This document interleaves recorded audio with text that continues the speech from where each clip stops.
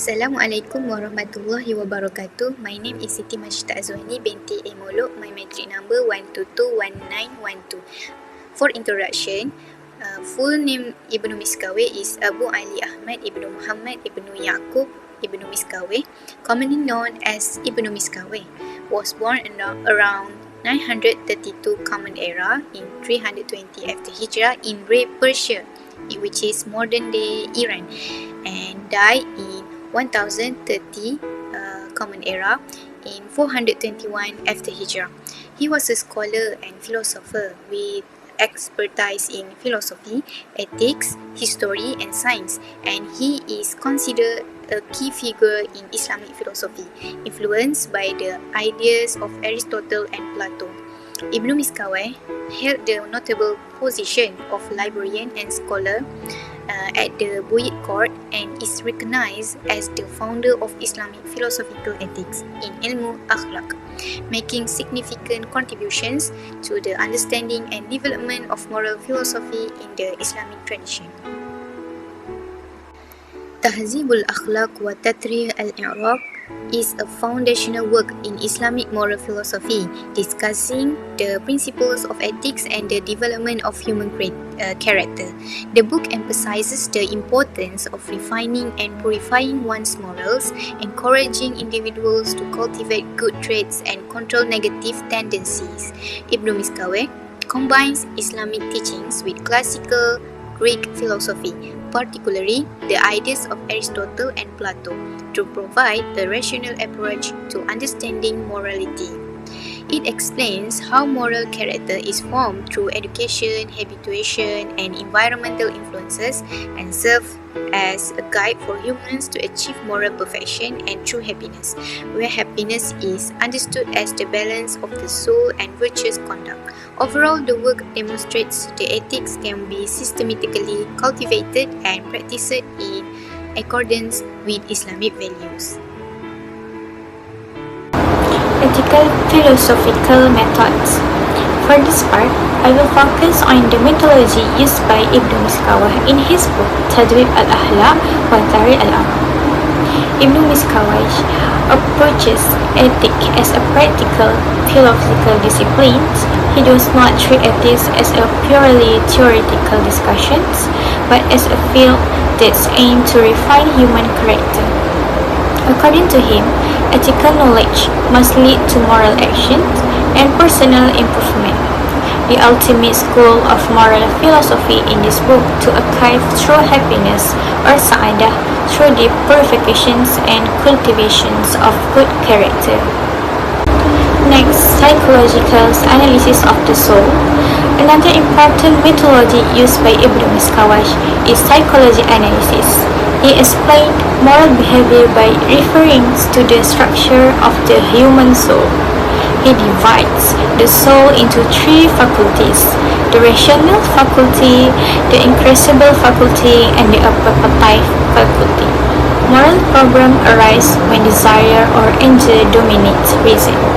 Therefore, moral virtue is achieved when these faculties are balanced and controlled by the rational soul.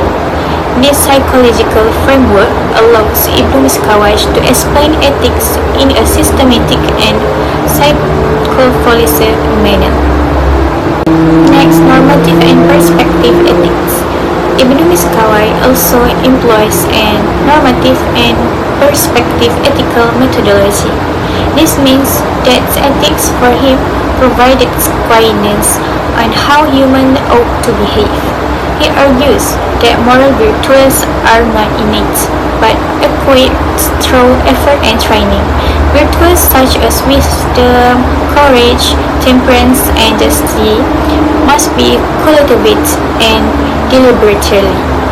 Through this approach, Ibnu Miskawayh positions ethics as a guide for moral education rather than a mere descriptive study of human behavior. Habit formation and Islamic integrations. Finally, Ibnu Miskawayh emphasized habit formation and moral training as part of his ethical methodology. His beliefs and repeated action shape moral character and that moral reform requires continuous practice and discipline. Although his ethical approach is based on psychology reasoning, it remains consistent with Islamic moral values. Reason plays central role in ethical developments, but moral perfections must align with Islamic principles. In conclusions, Ibn Miskawayh's methodology combines psychological analysis, moral training, and rational guidance to refine human character in accordance with Islamic ethics. I will present the moral philosophy of Ibn Miskawayh based on his work Tahdhib and Akhlak wa Tathir al-Araq. This work is a combination of Greek philosophical thought, especially Aristotle and Plato, with Islamic teachings and values. The main focus of his discussion is the formation of moral, the purification of the soul and human efforts to achieve true happiness or sa'adah. First, the basics of a person's moral theory. According to Ibn Miskawayh, morals are not just outward acts or obedience to the law alone, but are a stable state of the soul so that a person does good spontaneously and consistently. This state is known as hal an-nafsi. Therefore, morals are born from within the soul, not just external action. He divided the structure of the human soul into three main powers. First, al-quwa al-aqliyah, which is the rational power that functions as the center of intellect and morality. This power allows humans to think deeply, make fair judgment, and distinguish between good and evil. This is the highest element that distinguishes humans from animals. Second, al-quwa al-ghadabiyah, which is the power of anger or courage. This power is important for self-defense and upholding justice, but if not controlled by reason, it can lead to tyranny and violence. Third, al-quwa al-shahwaniyah, which is the power of desire related to lust and physical needs.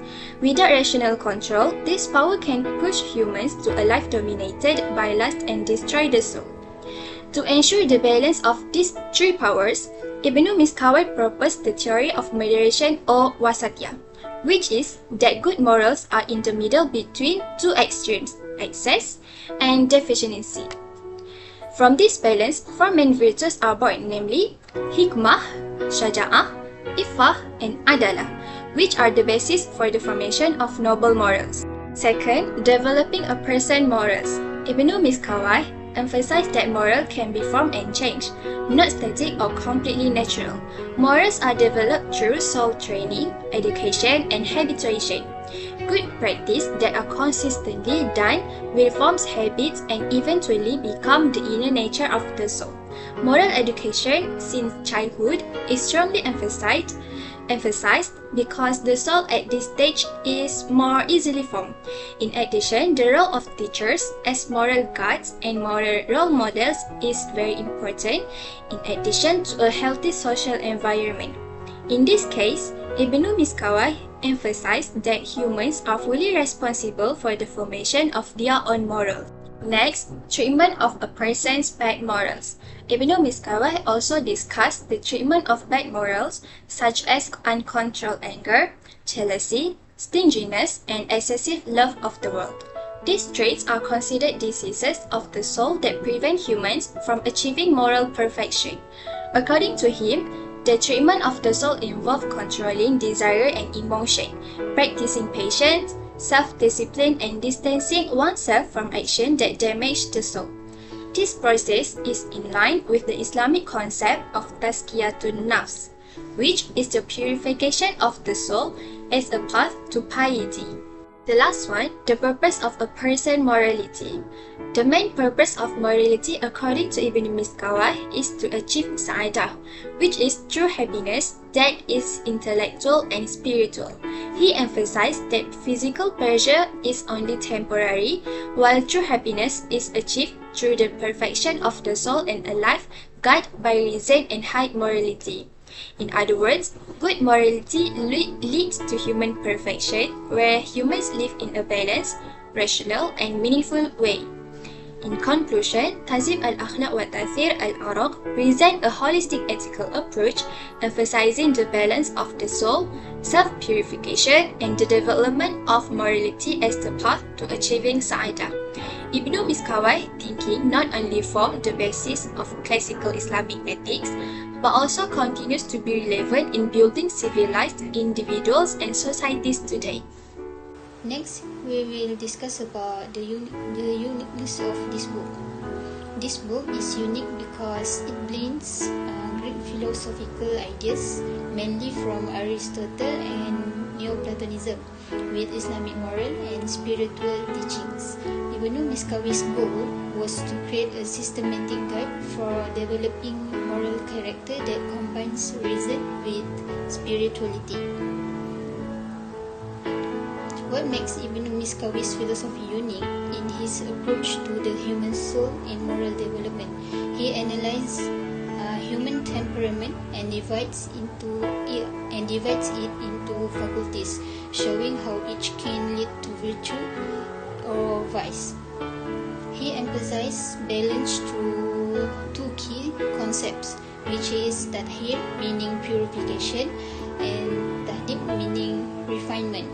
Virtues are seen as a mean between extreme, similar to Aristotle's doctrine of the mean, but adapted to an Islamic context.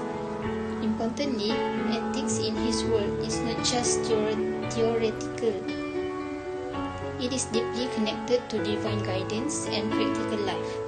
The cultivation of virtue is meant to achieve both moral and spiritual growth. Next, School of Philosophy.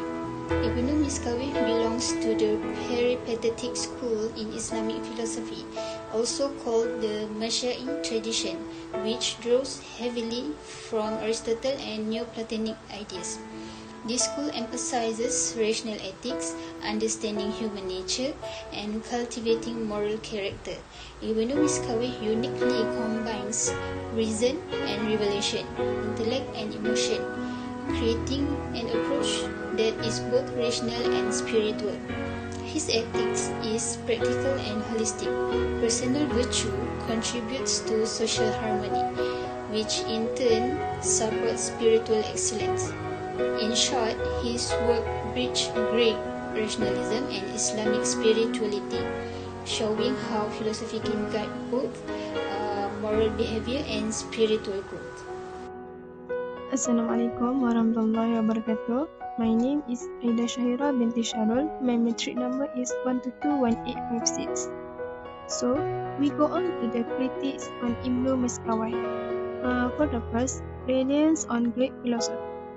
Ibnu Miskawayh ethical system relies heavily on Greek philosophy, especially as Aristotle and Plato.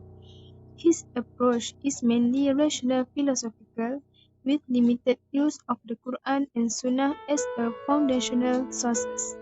So, as the result, key Islamic elements such as divine command, sin and reward, intention and spiritual accountability are not emphasized, making the framework less grounded in revelation from an Islamic perspective. So, Ibnu Miskawayh books, which is Tahdhib al-Akhlak wa Tathir al-Araq, is strongly influenced by Aristotle and Plato, resulting in limited engagement with revelation, as the Quran and Sunnah are used only illustratively rather than as foundational sources. This emphasizes rational and intellectual ethics, while underemphasizing religious and spiritual elements. Next, critiques on Ibnu Miskawayh, which is malleability of character. Ibnu Miskawayh emphasizes that character can be shaped through training and habituation, but this approach overemphasizes human effort while giving limited attention to divine guidance, spiritual purification, and innate moral disposition, which is fitrah. It may be seen as overly idealistic, overlooking individual spiritual differences and reliance on Allah in moral development. I am Fitra Afila binti Hapion and my metric number 1221854. I would like to continue 3 more critique on Tahdhib al-Akhlak wa Tathir al-Awraq by Ibn Miskawayh, which practical and pedagogical strength. One major strength of Ibn Miskawayh works is its structure and educational approach to ethics. However, critics argue that his model can be too idealistic. It assumes that every individual has the same access to education and moral training. Additionally, the focus is heavily on personal ethics, often ignoring external or societal factors that affect moral behavior. Next is spiritual and Sufi dimension. Unlike later thinkers like Al-Ghazali, Miskawayh places little emphasis on inner spiritual purification.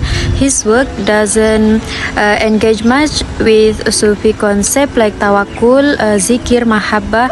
Instead, it leans more towards rational philosophy, leaving a gap in the spiritual dimension of Islamic ethics.